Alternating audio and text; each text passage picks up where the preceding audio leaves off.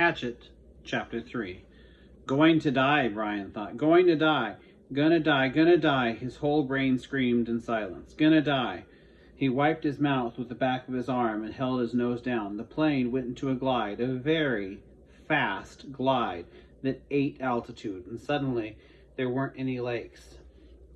He'd seen since they'd started flying over the forest. All he'd seen since they started flying over the forest was lakes.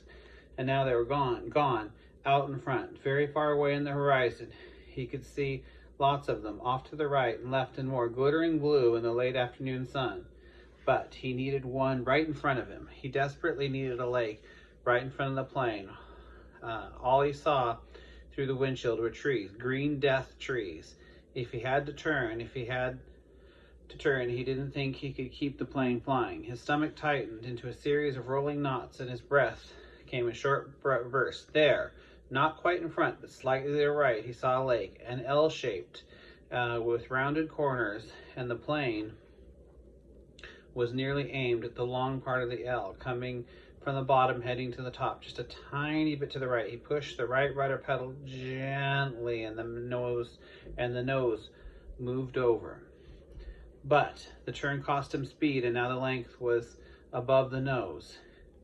He pulled back on the wheel He pulled back on the wheel slightly, and the nose came up. This caused the plane to slow dramatically, and he almost seemed to stop and wallow in the air. The controls became very loose feeling and frightened Brian, making him push the wheel back in. This increased the speed a bit, but filled the windshield once more with nothing but trees, and put the lake well above the nose and out of reach. For a space of 3 or 4 seconds, things seemed to hang, almost to stop. The plane was flying, but so slowly it would never reach the lake. Brian looked out at the side and saw a small pond. At the edge of the pond was some large animal. He thought a moose, standing out in the water, also still looking. So stopped the pond and the moose and the trees. He slid over them now, only 300 or 400 feet off the ground, like a picture. Then everything happened at once. Trees suddenly took on detail, filled the whole vision with green, and he knew he would hit and die. But his luck held, and just as he was to hit, he came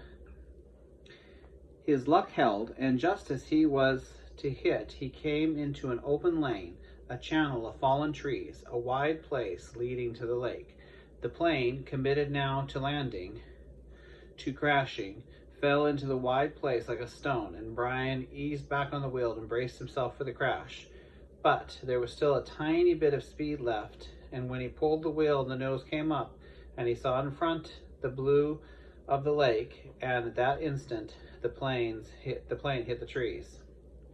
There was a great wrenching as the wings caught the pines at the side of the clearing and broke back, gripping back just outside the main braces.